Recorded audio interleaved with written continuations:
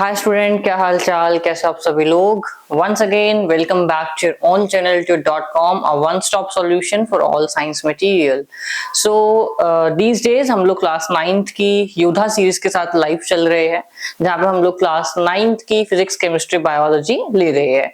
और मैं आपको पढ़ा रहा हूँ physics, the most dangerous subject, और उसको हम इजी बना रही है ना। डे बाय डे आप लोग जैसे जैसे लेक्चर देखते जा रहे होगे, आपको समझ आ रहा होगा और आपको मजा भी आ रहा होगा पढ़ने में। और आई होप सो कि आप लोगों को समझ भी आ रहा होगा। अगर जो समझ आ रहा है तो आपको क्या करना है, लाइक करनी है इस वीडियो को, शेयर करनी है एंड कमेंट करना है, ताकि आप हमारे को मोटिवेट कर सकें। Also subscribe to our channel for more such videos.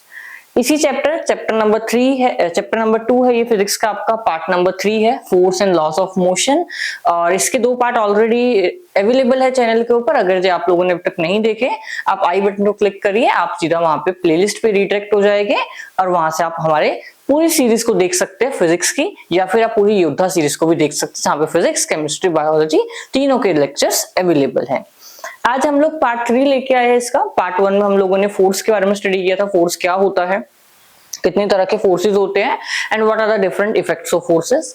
आज के लेक्चर में हम लोग सेकंड लॉ ऑफ मोशन को शुरू करेंगे, और पिछले लेक्चर में हम लोगों ने फर्स्ट लॉ को स्टडी किया था प्रॉपर वे में।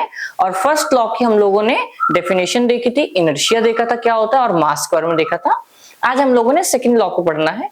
अब फर्स्ट लॉ के बेसिस पे ही सेकंड लॉ को ड्राइव किया गया और सेकंड लॉ को बनाया गया।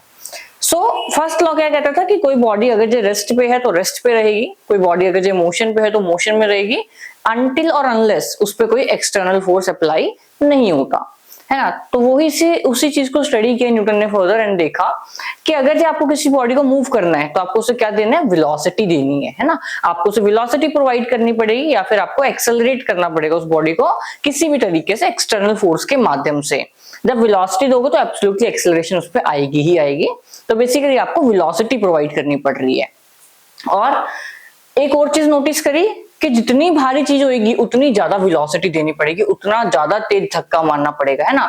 तो बेसिकली उसने देखा कि कहीं ना कहीं जो वेलोसिटी का रिलेशन है ना, ये मास के साथ भी चल रहा है। ठीक है, मास और वेलोसिटी कहीं ना कहीं कोरिलेटेड टर्म्स है कि जितना ज्यादा मास होगा उतनी ज्यादा वेलोसिटी देनी पड़ेगी, तो तभी बॉडी मूव करेगी, है ना। एक तो ये कंडीशन रखी उसने कि जो बॉडी अगर जो आपको मूव करानी है कोई, तो क्या क्या होगा, आपको प्रोवाइड करनी पड़ेगी, उसे वेलोसिटी प्रोवाइड करनी पड़ेगी। ठीक है, और वेलोसिटी किसके डिपेंड करेगी, मास के ऊपर डिपेंड करेगी। जितना ज्यादा मास होगा उतनी ज्यादा आपको वेलोसिटी देनी पड़ेगी, तभी वो धक्के से मूव होगी बॉडी, है ना। उतना ज्यादा बेसिकली आपको फोर्स लगाना पड़ेगा। मैं यहाँ पे मास नहीं लिखूंगा, यहाँ पे हम फोर्स के टर्म्स में बात करेंगे।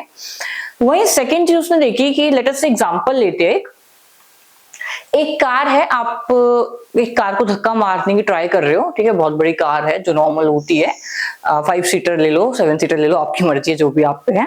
सो आप उस कार को धक्का मारने की ट्राई कर रहे हो। ठीक है, अब ऐसा तो नहीं होता जैसे आपने हाथ रखा और सीधा कार आगे रही एकदम हाई स्पीड से, सीधा आगे कार जा रही है, उस पर टक्कर मार दी, नहीं ना, इट इज नॉट पॉसिबल। एक टाइम होता है, आपको पहले धक्का मारना पड़ता है, थोड़ा टाइम तक आप पुश करते हो, देन वो एक्सेलरेट होना शुरू करती है ना।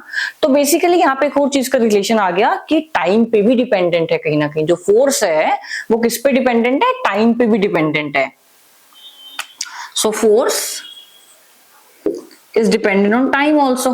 जितना ज्यादा फोर्स मारोगे, या फिर जितना ज्यादा टाइम के लिए फोर्स मारोगे, उतनी बॉडी एक्सेलरेट करेगी, है ना। तो कहीं ना कहीं जितना एक पर्टिकुलर टाइम पे ही वो बॉडी एक्सेलरेट होगी, या फिर एक पर्टिकुलर टाइम पे बॉडी के पास एक वेलोसिटी आ जाएगी। सो दो चीजें होती है किसी भी बॉडी को मूव करने के लिए, आपको एक तो वेलोसिटी देनी पड़ेगी, और कितने टाइम के लिए देनी पड़ेगी वो भी मैटर करता है आपके लिए। इन सब चीजों को कंक्लूड किया गया, एंड एक न्यू टर्म आती है आपको, दैट इज कॉल्ड मोमेंटम। ठीक है, क्या आती है, दैट इज कॉल्ड मोमेंटम। ये न्यूटन जी ने सब कुछ करा था। ठीक है, थोड़े फ्री हुए कि वो उन्होंने करा, उन पे टाइम था, हमारे पास तो टाइम नहीं होता है ना, हमारे पास तो बुक्स ही पढ़ने के लिए इतनी है, हम तो बुक्स से ही पढ़ लेते हैं। उन्होंने तो करके देखा, सोचो कि उन्होंने कितना दिमाग लगाया होगा। मोमेंटम, ठीक है, क्या टर्म दी उन्होंने, एक मोमेंटम टर्म दी। अब मोमेंटम क्या है, it is the product of, सबसे पहले तो मोमेंटम को हम लोग पी से डोनेट करते हैं। So momentum is defined as the product of mass and velocity. It is defined as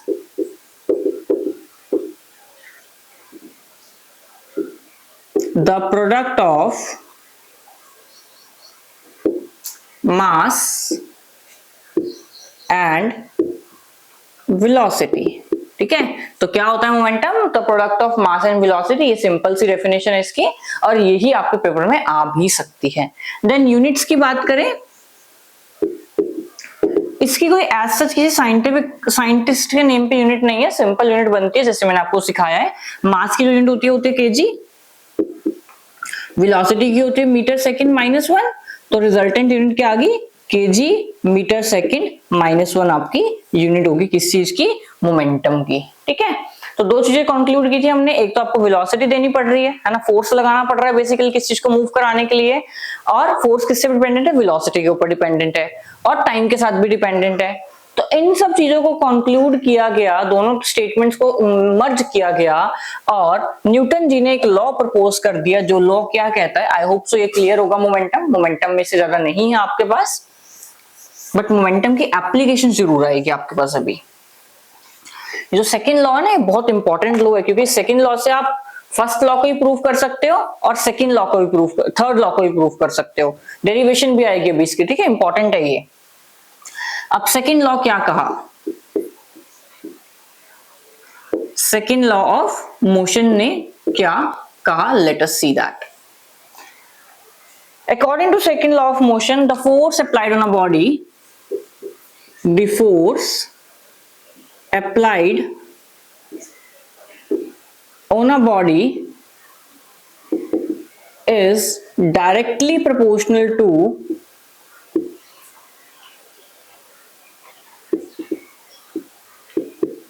rate of change of momentum। कि आप कितना मोमेंटम चेंज कर रहे हो टाइम के साथ साथ, कितनी आप वेलोसिटी दे रहे हो विद रिस्पेक्ट टू मास, और कितने समय के लिए दे रहे हो, वो उस पे क्या डिपेंड करेगा? फोर्स उस पे डिपेंड करेगा। फोर्स बेसिकली यहाँ पे तीन क्वांटिटीज के ऊपर डिपेंड कर रहा है, एक मास के ऊपर, एक वेलोसिटी के ऊपर, और एक टाइम के ऊपर। अगर जिसमें कंक्लूड करूं स्टेटमेंट से, क्या कहा कि फोर्स इन चीजों के ऊपर डिपेंड करता है। तो सबसे पहले हमने मोमेंटम के ऊपर देखा था, that force is directly proportional to rate of change of momentum, है ना। अब चेंज मतलब फाइनल कितनी थी और इनिशियल कितनी थी। कभी भी आपको रेट ऑफ चेंज या चेंज बोला जाए, चेंज का मतलब होता है कि एंड में कितनी थी और फर्स्ट में कितनी थी, तो उन दोनों को हम लोग माइनस करते हैं। तो force is directly proportional to rate of change of momentum. Rate नहीं ले रहा मैं, अभी सिर्फ मोमेंटम की बात कर रहा हूं। मोमेंटम होता है mv minus mu, where m is the mass of body and u is your initial velocity and v is the final velocity। ये फर्स्ट होगी। सेकंड टाइम के ऊपर भी डिपेंडेंट कर रहा है, ऐसे नहीं लिखेंगे हम, सीधा स्टेटमेंट लिखते हैं, depend upon rate of change of momentum. तो यहां पे हम लिख लेते हैं dt। ये d का मतलब होता है small change, this means small change. ठीक है, तो d का मतलब क्या होता है? स्मॉल चेंज के बारे में हम लोग बात कर रहे हैं। आई थिंक आपके बुक में स्मॉल चेंज के बेसिस पे ही दे रखा है, एक बार बुक में देख लेते हैं आप लोगों की। नहीं, आपकी बुक में चेंज वर्ड ही नहीं यूज किया गया। ओके, छोड़िए फिर से। So force is directly proportional to rate of change of momentum, मतलब मोमेंटम विद टाइम। मास किसी बॉडी का कभी चेंज हो सकता है? नहीं चेंज हो सकता। Mass is always a constant thing, है ना। मास एक क्या है? कांस्टेंट क्वांटिटी है। तो force is directly proportional to, mass को कॉमन निकाल लिया मैंने, v minus u upon t।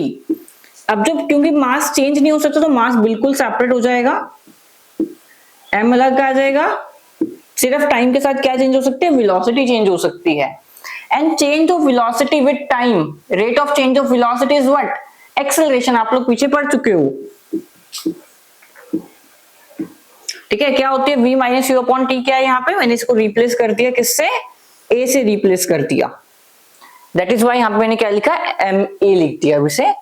अब जो भी प्रोपोर्शनैलिटी का साइन होता है, इसका मतलब होता है प्रोपोर्शनल।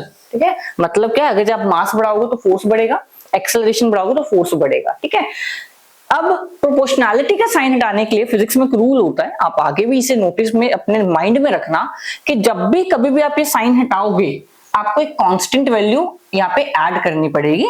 तो यहाँ पे हम लोग कांस्टेंट k ऐड करते हैं, और अगर इस k की वैल्यू 1 हो जाए, अच्छा मैं देख लूं विजिबल है आपके पास या नहीं, या विजिबल है, ठीक है, कूल।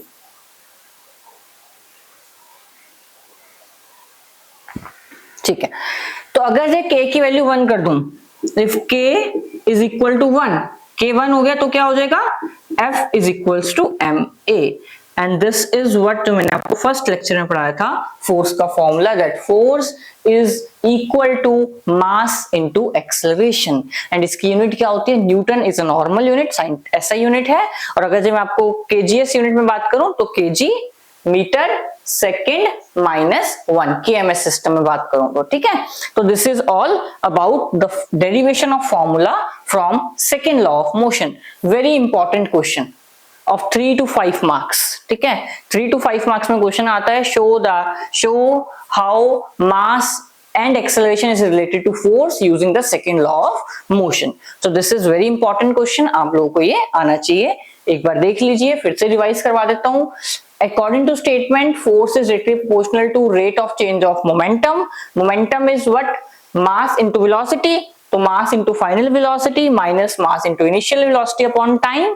मास वेलोसिटी v माइनस यू मतलब final minus initial upon t, mass constant और मास को बाहर निकाल लिया, v minus u upon t क्या होता है, एक्सेलरेशन होता है, तो मैंने इसको a से रिप्लेस कर दिया because a is equals to velocity upon time.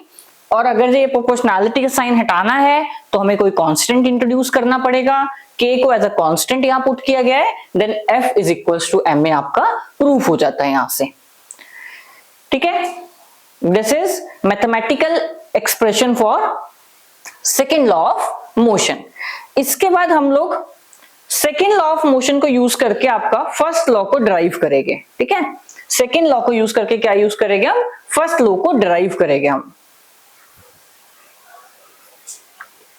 first law क्या कहता था, body at rest will remain at rest and body in motion will remain in motion until or unless any external force is applied over it, है ना, यही कहता था। चलिए तो फिर देख लेते हैं एक बार कैसे सेकंड लॉ ने फर्स्ट लॉ को प्रूव किया, एंड जब थर्ड लॉ पढ़ाऊंगा आपको तब मैं थर्ड लॉ को भी प्रूव करके दिखाऊंगा इसी लॉ से। चलिए तो बेसिकली अब क्या हुआ, उन्होंने कहा कि आपको क्या करना है, आपने पढ़ा कि F is equals to ma होता है, ठीक है। बेसिकली आपने पढ़ा F is equals to ma होता है, F is equals to m v minus u upon t होता है ना। अगर इस t को मैं हम डिवाइड में तो यहाँ पे आके क्या हो जाएगा, multiply, F T is equals to m v minus u, ठीक है। इसके बाद F T is equals to m v minus u, सिर्फ मैं रीअरेंज कर रहा हूँ अभी तक और मैंने कुछ नहीं किया। इफ फर्स्ट लॉ कहता था फोर्स कुछ नहीं होना चाहिए, if force external is equal to 0, ये फोर्स एक्सटर्नल है आपका सारा, ठीक है। तो अगर ये फोर्स की वैल्यू 0 कर दी जाए तो 0 multiply time is equals to mass v minus u, ये पूरी टर्म 0 हो गई, 0 is equals to m v minus you.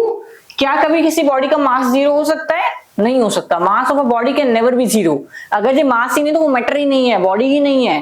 First chapter में आप लोगों ने पढ़ा है, फर्स्ट चैप्टर में आप लोगों ने क्या पढ़ा, दैट मैटर इज समथिंग जिसके पास मास है ना। और अगर ये मास ही 0 होगा तो मैटर ही नहीं है, कोई ऑब्जेक्ट ही नहीं है। तो बेसिकली यहाँ पे 0 हो गया आपका सब कुछ, मास 0 हो नहीं सकता तो क्या 0 हो जाएगी, velocity. So if force external is equal to 0 then velocity will be equal to 0 as mass can never be 0। मास कभी 0 नहीं हो सकता बॉडी का, ठीक है। तो this is how you can prove second law से फर्स्ट लॉ प्रूव कर सकते हो आप, ठीक है। This is a mathematical expression और derivation of first law of motion from second law of motion. Again important है, आता है पेपर में, ठीक है। चलिए moving on to some applications of second law of motion or applications of momentum.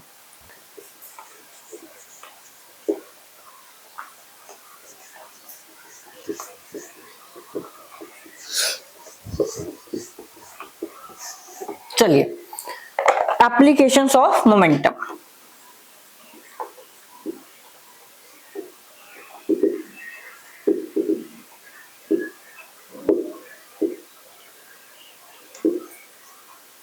और law of momentum. Second law को ही law of momentum भी कहते हैं। रीजन बीइंग वो मोमेंटम के बेसिस पे कैलकुलेट किया जाता है, मोमेंटम के बेसिस पे उसकी डेफिनेशन दी जाती है। That is why second law is also known as law of momentum. ठीक है, अब हम करेंगे एप्लीकेशंस ऑफ मोमेंटम। सबसे पहले तो fielder pulls his hands backward while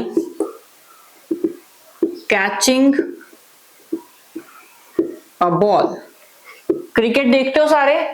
I hope so you are a big fan of cricket. कहीं बच्चे नहीं भी हो गए, है ना? तो अगर एक सबने एक ना एक बार तो क्रिकेट देखी होगी जिंदगी में, कभी ना कभी तो टीवी में देखा होगा। आई एम नॉट सेइंग कि आप लाइव देख रहे हो, टीवी में आपने देखा होगा। तो जब भी किसी प्लेयर को, फील्डर को बॉल कैच करनी हो तो वो अपने हाथ ऐसे करता है ना? Why this? ये पीछे पुल क्यों करता है? ऐसे भी कैच कर सकते हैं, बट व्हाई दिस?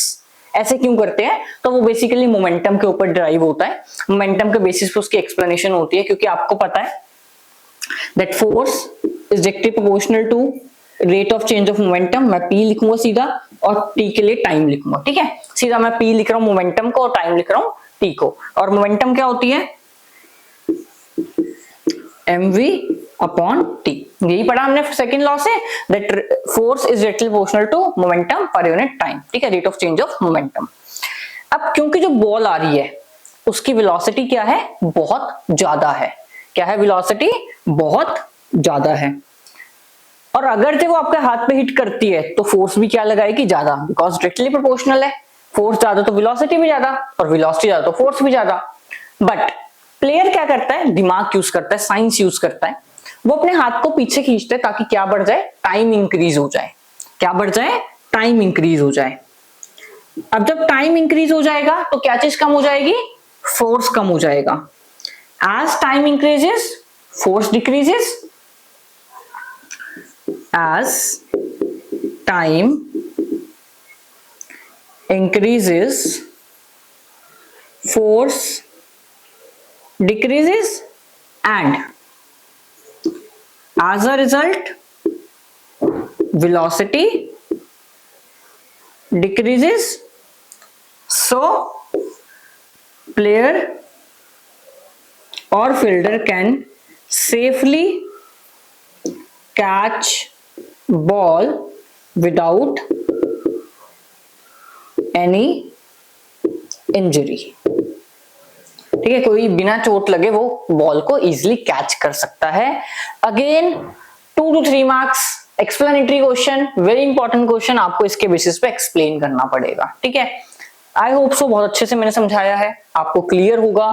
क्या होगा? सबसे पहले तो वेलोसिटी हाई होती है जब बॉल आ रही होती है, बट वेलोसिटी हाई होगी तो फोर्स ज्यादा लगेगा और उसे चोट लग जाएगी। बट इस चीज को प्रिवेंट करने के लिए फील्डर क्या करता है? अपना हाथ पीछे करता है, जिससे टाइम इंक्रीज होता है। टाइम इंक्रीज होगा तो फोर्स डिक्रीज हो जाएगा, क्योंकि ये इनवर्सली प्रोपोर्शनल है। अगर कोई चीज नीचे है और कुछ ऊपर है तो अगर जो एक बढ़ाओगे दूसरी कम हो जाएगी। अगर ये फोर्स कम हो रहा है तो वेलोसिटी भी कम हो जाएगी, क्योंकि ये आमने सामने लिखी हुई है ना, ऊपर नीचे नहीं है। तो आमने सामने चीजें सेम होती है, अगर जब एक बढ़ाओगे दूसरी भी बढ़ेगी। अगर ये फोर्स कम हो रहा है तो वेलोसिटी भी क्या हो जाएगी? अपने आप कम हो जाएगी, रिड्यूस हो जाएगी। तो एज अ रिजल्ट जो फील्डर होता है उसको बिना चोट लगे आप बॉल को वो कैच कर सकता है। ठीक है, इसके अलावा एप्लीकेशन होती है कि आप कोई जो प्लेयर होता है हाई जंप में, वो सैंड के ऊपर क्यों जंप करते हैं? द रीजन बीइंग सैंड से क्या होता है कि टाइम ऑफ इम्पैक्ट इंक्रीज हो जाता है। बेसिकली हम इस टर्म को साइंटिफिक टर्म में कहते हैं टाइम ऑफ इम्पैक्ट। मतलब उस चीज को करने का कार्य बढ़ जाता है, समय बढ़ जाता है, उस कार्य को करने का समय बढ़ जाता है। तो जब टाइम ऑफ इम्पैक्ट इंक्रीज हो जाएगा, फोर्स डिक्रीज हो जाएगा, फोर्स डिक्रीज तो वेलोसिटी अपने आप डिक्रीज हो जाएगी, अगेन उसे चोट नहीं लगेगी। आप कभी ऊपर से जंप करते हो, आप गद्दे नीचे बिछाते हो ना, तो गद्दे क्यों बिछाते हो? गद्दे स्पॉन्जी होते हैं, तो वो टाइम को इंक्रीज करते हैं। आप उसके ऊपर गिरोगे, आप वापस से रिबाउंस हो जाओगे, देन नीचे गिरोगे, फिर रिबाउंस, फिर नीचे, फिर रिबाउंस। तो उससे क्या बढ़ रहा है? टाइम बढ़ रहा है, और टाइम बढ़ रहा है तो फोर्स कम हो रहा है, फोर्स कम हो रहा है तो वेलोसिटी अपने आप कम हो जाएगी। ठीक है, this is all about second law of motion along with the applications of momentum and momentum। अब एक न्यूमेरिकल करेंगे, आपकी एनसीईआरटी से लिया गया न्यूमेरिकल है। अच्छा लगा वो न्यूमेरिकल मेरे को, तो दैट्स व्हाई आपको मैं करवा रहा हूं। ठीक है,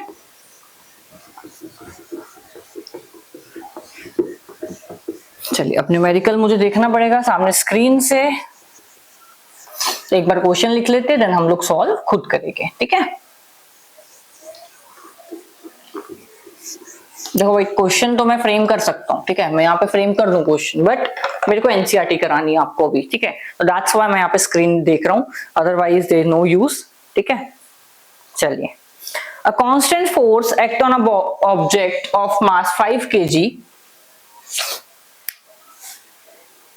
अ कांस्टेंट